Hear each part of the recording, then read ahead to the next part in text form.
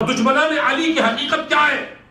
اور پھر ابھی جو آخری لفظ میں سن کے آ رہا ہوں، اور اس نے یہ کہا کہ مجھے یہ علم بدایا و منایا امیر المومنین علی ابن ابی طالب نے عطا کیا ہے. تم میں سے جو چاہے یہ پوچھنا کہ میں کب مروں گا، کہاں مروں گا، کیسے مروں گا، میں تمہیں بتاتا ہوں. اب جیسے جیسے یہ لوگ سنتے چلے جائیں گے اور ان کو بتاتا چلا جائے گا تو تیری شامت آ جائے گی. فوراً اس کا کچھ سد بات کر. اس نے فوراً جلاد سے کہا جا کے اس کی زبان کاٹ دو. بھول گیا کہ اس نے زبان نہ کٹوا. جب زبان کاٹنے کا حکم لے کے جلاد پہنچا، جلاد سامنے آیا. جناب میثم تمار نے اپنی زبان باہر نکال کے اتنا کہا، میں نہ کہتا تھا میرے آقا کا فرمایا ہوا ہر لفظ سچ ہے، علی حق ہے. بس علی حق کا وہ نعرہ تھا جو آج بھی علی حق ہے. وہ میں بتانا یہ چاہ رہا ہوں کہ یہ علوم تو اپنے کل کے آنے والے صدیوں کی گفتگو. آج دنیا بیٹھتی ہے انٹرنیٹ پر. رسول اللہ نے سلمان فارسی سے یہ فرمایا تھا. آج ان پیشین گوئیوں کو سند بنا کے قیامت کے قرب کی نشانیاں بتائی جاتی ہیں.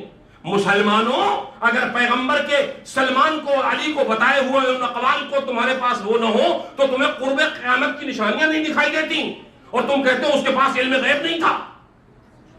تمہیں اس کا علم سمجھنے کی صلاحیت نہ تھی، نہ ہے، نہ ہوگی.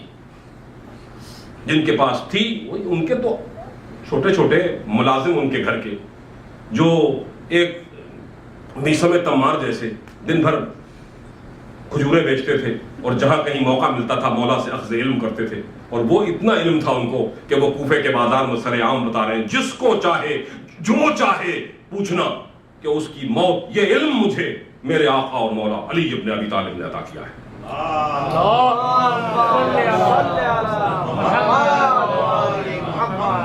علم اپنی مقام پر ہے اور مقام امتحان اپنے مقام پر ہے. جب چلے ہیں سوچتے رہیے. آج کی شب یا 18 کا روزہ جو گزرا تو امام علیہ السلام نے بہت سی روایات کے مطابق جناب ام کلثوم کے حجرے میں ان کے کمرے میں افطار کیا، اور خدا آپ کو اس کمرے اور حجرے کی زیارت بھی کرائے جو بیت علی میں کوفہ میں آج بھی موجود ہے. افطار کیا. افطار کی تفصیلات بڑی دفعہ آپ نے سنی. میں تبرکاً صرف یہ بتاتا چلوں کہ آپ کا آقا اور امام جب اتنی رات گئے تک اتنی عبادتیں کرتا تھا تو اس کی ایک غذا پر بھی نظر کر لو، کیونکہ بسیار خوری عبادت سے روک دیتی ہے، نیند کو غالب کر دیتی ہے، تساہلی کو پیدا کرتی ہے. جناب امیر کھاتے کیا تھے؟ 3 لقمے جو کی روٹی کے، پانی کے ساتھ یا نمک کے ساتھ.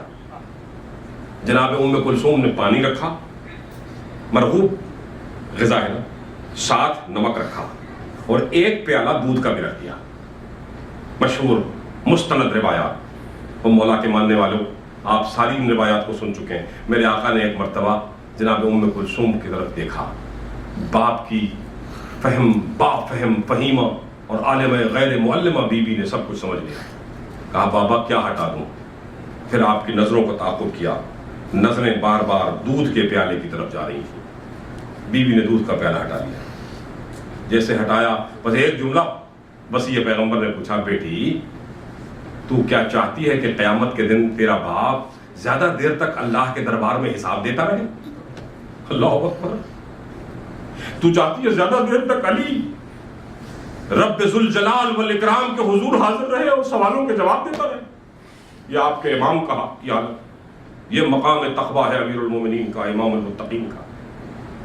بیٹی نے ہٹا لیا. روزہ افطار ہو گیا. امام شباش ہو گئے. صبح سحر کا وقت ہوا. اپنے گھر سے برآمد ہونا چاہتے ہیں. جناب ام کلثوم رخصت کرنے کے لیے دروازے تک آئی ہیں. اتنے میں کیا منظر دیکھا. دیکھیے ہر ایک منزل پر اللہ کا ولی اپنی موت کی خبر کو نشر کرتا ہوا جا رہا ہے. رات میں یہ کہا تھا کہ اللہ کے سامنے حاضر ہونا ہے. آج صبح میں جب نکلنے لگے تو بدخوں نے، سفید بدخیں جو پالی ہوئی تھی نا، انہوں نے راستہ روک لیا. مستند روایات ہیں عزیزو. بس ایک ایک لفظ پر جان نکلتی ہے ان کی جن کے دلوں میں ولائے علی ہو. بس مولا کائنات کا ایک ایک منزل پر جب لفظ بیان کروں تو آپ میرے ساتھ ساتھ چلیے، تصور میں بس ساتھ ساتھ رہیے کہ آقا اپنے گھر سے برآمد ہونا چاہتے ہیں، اور آپ کے کانوں میں، ان کے کانوں میں بھی اور آپ کے کانوں میں بھی ان بطخوں کے رونے کی آواز آ رہی ہے، وہ اپنی زبان میں گریہ کر رہی ہیں۔ جناب کلثوم نے ان کو پکڑ کے ایک طرف کرنا چاہا، اور جناب امیر کہتے ہیں بیٹا ام کلثوم ان کو نہ ہٹاؤ، میرے دامن سے لپٹ کے رہنے دو کہ یہ گریہ کرنے والی ہے، یہ تیرے بابا کا نوحہ کر رہی ہے۔ سلام ہو ہمارا اپنے آقا پر کہ بطخوں نے، میں کبھی کبھی بس ایک جملہ کہہ کے آگے بڑھوں گا، افسوس ہے ان عقلوں پر جو اس بات کو تو مانتی ہیں کہ آنے والے ہونے والی موت کی خبر بطخوں کو اور مرغابیوں کو ہو جاتی ہے مگر امام وقت کو نہیں ہوتی۔ میرے مولا نے رخصت کیا، آہستگی کے ساتھ بطخوں سے رخصت ہوئے، چلے مسجد میں آئے۔ یہ آج جو سحر کا وقت آئے گا یہ اس کا بیان ہے، جو آپ میں سے جس کو موقع ملے، اور مولا نے آج کی پوری رات کرب اور بے چینی میں گزاری، پوری رات ایک لمحے کی نیند نہیں ہے، ساری رات شب بیداری میں خدا کے حضور جانا ہے۔ مولا امام الیقین ہے، صاحبان یقین کے امام ہیں، اور جب آئے مسجد میں نماز پڑھنا شروع کی، نماز سے پہلے مولا نے پھر ہدایت کا فریضہ انجام دیا، سوتے ہوئے کو جگایا، جو دو نابکار وہاں سو رہے تھے ان سے بھی کہا اٹھو نماز کا وقت ہو رہا ہے، سونے کی غفلت سے اپنے آپ کو آزاد کرو اور اللہ کی عبادت کے لیے راضی ہو جاؤ، یہ کہتے ہوئے آگے بڑھے۔ اور اس کے بعد یہاں تک ملتا ہے کہ ابن ملجم کو جب اٹھایا ہے خواب سے، اور وہ اوندھا لیٹا ہوا تھا، سویا ہوا تھا اپنے خنجر کو چھپا کے، تو آپ نے اس کو کہا کہ اٹھ اللہ کا ذکر کر، کیونکہ کم بخت اور شقی ترین ہے وہ شخص جس کے خنجر سے میری گردن لہو لہان ہوگی، میرا سر لہو لہان ہوگا۔ یہ بھی کہا، اتنا پیغام بھی دیا، پھر اس کے بعد تشریف لے گئے۔ وہ سجود کا عالم، اور اس سجود میں لقاء الہی کے لیے وہ ضربت کا لگنا، اور اس ضربت پہ جب سبحان ربی العالی ختم کر چکے، روایات کہتی ہیں کہ پورے سجدے کو انجام دیا، پورے سجدے کو انجام دیا، خود اسی عالم میں اٹھے۔ پھر اس کے بعد اٹھنے کے بعد جو لفظ آپ نے بلند آواز سے بیان کیے، اور جن الفاظ کو سننے کے بعد لوگ علی کی طرف لپکے، وہ الفاظ تھے بسم اللہ و باللہ علی ملت رسول اللہ فزت برب الکعبہ۔ خدا کی قسم، اللہ کا نام لے کے اور قسم اٹھا کے کہہ رہا ہوں کہ میں رسول اللہ کی ملت پر قائم اور دائم ہوں، اور میں آج کامیاب ہو گیا، رب کعبہ کی قسم میں کامیاب ہوں۔ اور یہ کامیابی کی خبر کچھ اس طرح سے پہنچی ہے کہ سر سے لہو نکل رہا تھا، ضربت لگ چکی تھی۔ میں نے آپ سے بتایا تھا کہ ضربت کی بات ہو رہی ہے، میں تفصیل میں آج نہیں جاؤں گا کیونکہ شب ضربت ہے نا، ضربت کا ذکر اتنا کافی ہے کہ میرے مولا زخمی ہو گئے۔ ان زخمی ہونے پر حسنین کے دل پر کیسی چھری چلی ہوگی، کیسا شفیق باپ چلا گیا۔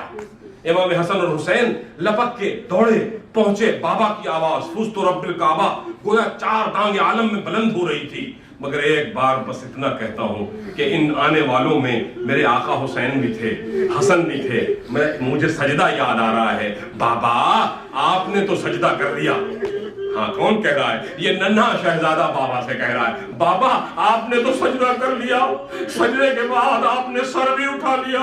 میں آپ سے وعدہ کرتا ہوں کہ آپ کے راستے پر، ملت رسول اللہ کے راستے پر چلتے ہوئے کربلا کے میدان میں ایسا سجدہ کروں گا کہ پھر میرا سجدہ نوکے نیزہ ہی ختم کرے گا۔